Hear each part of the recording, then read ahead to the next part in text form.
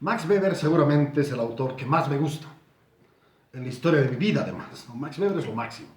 Max Weber es profundamente inteligente y es un autor alemán justamente de principios del siglo pasado.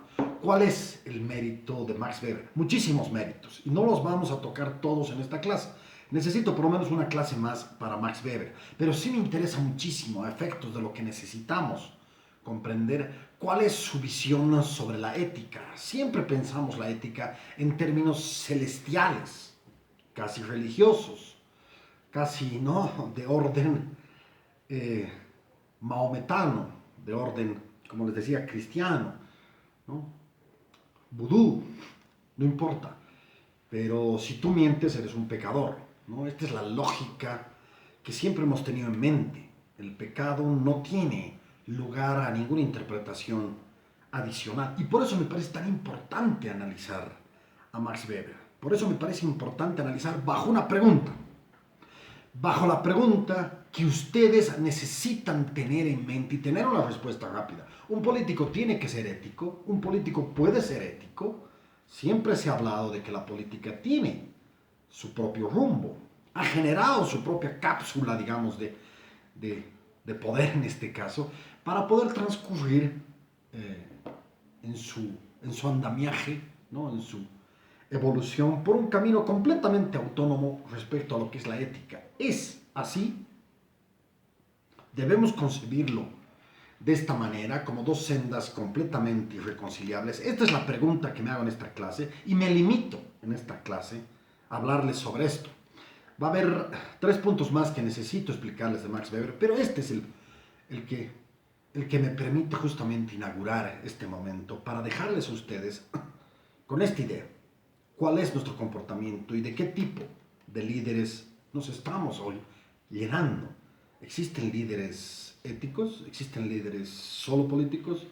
¿O existen líderes político-éticos? Para ponerlo en el medio, importando la política, por supuesto, pero importando la ética. ¿Existe esta posibilidad? Esto es lo principal que sí vale la pena tener en cuenta. Y tenemos que tenerlo en cuenta y no es un punto menor. ¿Cómo surge la ética? La ética no nace de manera espontánea, va evolucionando. ¿Necesitas de un Dios para la ética? No necesitas. En distintas manifestaciones teóricas podemos observar que la ética, por supuesto, ha tenido un engranaje histórico digno de ser mencionado, con algunas fases evolutivas hacia una ética completamente deificada, ¿no? Desreligiosizada, por decirlo de alguna manera. ¿Cómo? La primera forma de ética es en el grupo, es una ética comunal, claramente gregaria, claramente compacta entre aquellos que viven en ese grupo. Y si tienes que matar a otro de otro grupo, eso no es no ético, no. Por supuesto que entra dentro de la lógica ética. No quiero abordar mucho esto solamente como introducción, pero es importante tenerlo en cuenta para saber dónde estamos y por qué estoy tan entusiasmado con este capítulo de Max Weber. Hay una segunda fase donde nos convertimos en tribus, esto a partir de una política agraria, ¿no? Entramos en una nueva fase de la humanidad que es justamente esto que se llama la revolución agraria, ¿no? Nos volvemos claramente estáticos, sedentarios, ¿no? Ya no migramos todo el día. Y esto genera toda una red compacta de socios, amigos, bueno, todos los que estamos en la comunidad. Fuera de la comunidad, ¿podemos matar? Sí, podemos seguir matando. Esto evoluciona, ¿no? Cuando tenemos un país, fíjense ustedes lo interesante que es este concepto de ética. Cuando tenemos un concepto de país, evoluciona la ética, claro. Incluso puede ser ético con alguien que no conoce, simplemente porque es boliviano. Ah, es de tu nación, perfecto, entonces hay que apoyarlo. Es de tu nación y lo apoyas. No importa en ese sentido la lógica de particularización de la persona. No importa que no sepa su nombre. La ética entonces va en un sentido de ascenso. Este sentido de ascenso va a llegar, porque hay una cuarta fase, más allá de hacer la disquisición, me permito arribar al último punto, que es la ética común. Tienes solidaridad con personas que no conocí, pero también con árboles, también con una oveja, también con una vaca, con animales, con la naturaleza. Esto es lo principal, es la ética, digamos, triunfal del final de nuestras vidas. ¿Dónde hemos estado? normalmente. ¿Dónde queda esta lógica ética en la política? Y siempre se habla desde una óptica estrictamente maquiavélica de la política sin ética. Desde una óptica más bien religiosa, la política es casi un agregado, ¿no?, de lo que es la ética. Esto es importantísimo tener en cuenta. Esta es justamente la base de lo que quiero hablarles. Este sentido evolutivo no necesita de dioses. Es simplemente el hombre que se ha ido volviendo más inteligentemente ético. Fíjense ustedes que la ética tiene un componente no solamente celestial, no solamente propiamente de emociones y de cumplimiento de códigos, por ejemplo, proféticos o religiosos. No, tiene de inteligencia. ¿Cómo nos volvemos más éticos? Esta es la pregunta central. Y en ese sentido, ¿dónde entra la política? Esto tenemos que saberlo, y esto vale la pena analizarlo con Max Weber, precisamente el autor que nos habla, fíjense ustedes, de dos grandes conceptos: la ética de la responsabilidad y la ética de la convicción. Esto es central, esto es realmente fantástico y necesita una reflexión lo más comprensible posible para que ustedes sepan la diferencia. ¿Tienen que ser monjes tibetanos cuando sean políticos? ¿O tienen que ser exactamente lo contrario? Asesinos casi a sueldo si son políticos. No importa, lo importante es matar a la víctima. ¿Mm? No, lo importante es cuidarla. Y si la llevas a un templo, mejor. Primer ejemplo.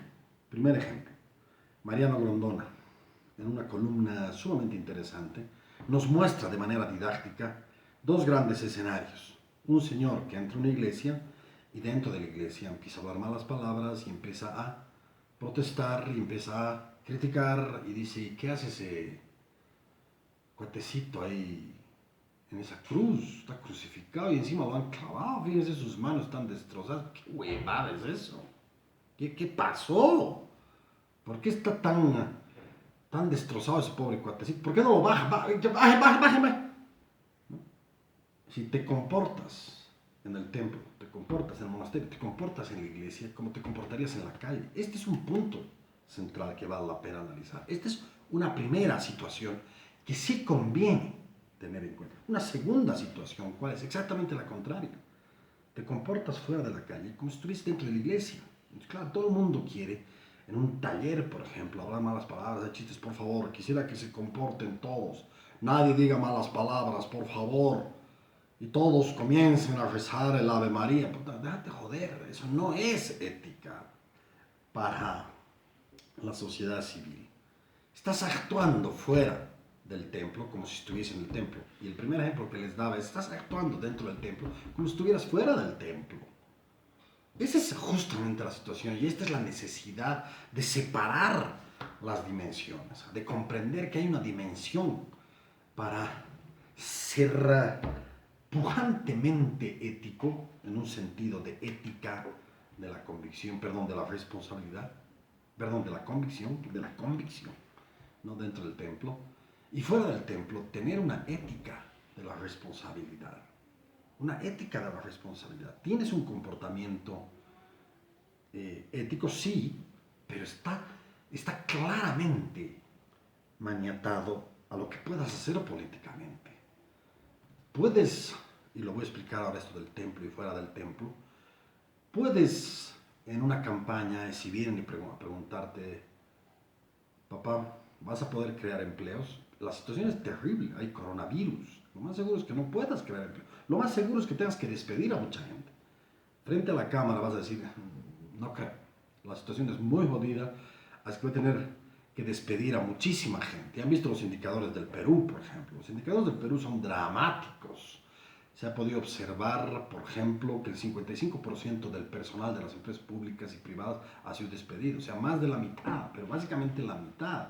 Un 63% de los jóvenes informales no está trabajando ya en su propia empresa. Ojo, entre 25 años para abajo más bien, ¿no? Ya no está trabajando, ha sido despedido 2/3 de la población. Señor, fíjese usted, estos indicadores de empleo, ¿usted va a poder crear? Imposible, estamos jodidos. El coronavirus es muy fuerte, no vas a crear nada. Papá, no vas a tener un solo voto, no puedes actuar. en la política como si estuvieras en el templo. ¿Qué significa esto? Que tienes que mentir. Momentito, esto es lo importante que vale la pena tener en cuenta. Tampoco puedes dentro del templo decir, Señor, o Padre, digamos, y usted va a rezar, ¿qué va a estar rezando? Haciendo huevadas. Dos días voy a rezar, ahorita no, ahorita estoy viendo aquí estoy viendo una telenovela, estoy viendo Netflix, no me jodan, fuera. No puedes, tienes que adecuarte a tu realidad. Y tu realidad política te exige no mentir, pero te exige basar tus expresiones, tus argumentaciones en certezas. Una certeza no es mentira, tampoco es verdad.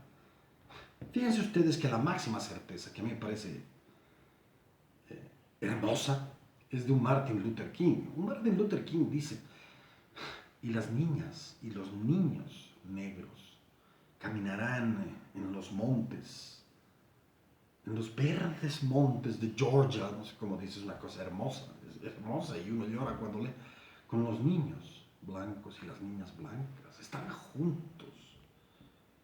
La pregunta ¿es esto verdad? No. ¿Es esto mentira? No. Es una certeza. Es una certeza que apuesta por un futuro. Esa es la política, la generación de certezas, no la generación de verdades. La verdad, todo lo contrario, es casi como un medidor entre el 1 al 10. Es decir, un religioso tiene que decir la verdad, perfecto, 10. Un político tiene que decir la mentira, muchos piensan que es así, 1. No, señores, un político bambolea entre estos datos, va a tender siempre a la verdad, al 10, pero viendo el momento de decir ese 10. No puedes decirlo en campaña electoral porque es una estupidez. No puedes. ¿Significa esto mentir? No, significa fijar certezas. Es muy difícil la situación que vamos a enfrentar. Definitivamente mucha gente va a quedar sin empleo, pero nosotros vamos a tener estos 5 programas de gobierno. Y dices lo que tienes que decir. ¿Estás mintiendo? No. Es algo serio. Realmente es algo serio. Y tiene que ser serio. Y ahí está la posibilidad de ser científicamente serios. No solamente serios para jugar un poco con las frases. No, sino realmente para decir algo de manera honesta y abierta. Vamos a esforzarnos porque sea eso así. Insisto, ¿estás mintiendo? No, estás mintiendo. Por eso era tan importante para mí esta clase. No estás mintiendo. Segundo ejemplo. Segundo ejemplo, que a mí me parece crucial y me parece digno de ser comprendido. Señores, tu papá, en la época de los militares, llámese año 75, 76, 77, es un hombre de izquierda. Es un hombre de izquierda. Y los militares lo están persiguiendo para matarlo. Entra a la casa tu padre, sudando, cansado. Realmente está en enormes dificultades y lo están persiguiendo. Y le dice, hijo, me voy a esconder en el armario. Me voy a meter al armario. ¿Qué sucede? Entran, se esconden en el armario, por supuesto, y entran los militares. Y aquí está la pregunta crucial. Chango, o jovencito, o muchacho, ¿has visto un señor que ha entrado, tu padre? ¿Cuál es la respuesta que tienes que dar? Si te comportas como si estuvieses en el templo, tienes que decir, mi padre, sí, está ahorita en este momento escondido, está ahí en el armario. Busquen a ver, fíjense, está en el armario, está lloriqueando además. Está lloriqueando como cobardito. ¿No? Está asustadito, está ahí. Está realmente asustado, me da mucha pena decirlo, pero yo siempre digo la verdad, es que abren la puerta del armario y está el padre lloriqueando, efectivamente. ¿No? Lloriqueando. Esta es la situación de un padre y esta es la situación de una persona que actúa en función a un criterio religioso de la verdad. ¿Qué tenías que decir? Pasamos de la certeza a una abierta mentira. Padre, yo no tengo padre. He sido adoptado. Así que, señores, me parece que están confundiendo. Muy bien, señor Ayo, disculpe usted. Nos hemos confundido, realmente pensamos que tenía padre. No se preocupen, gracias, hasta luego.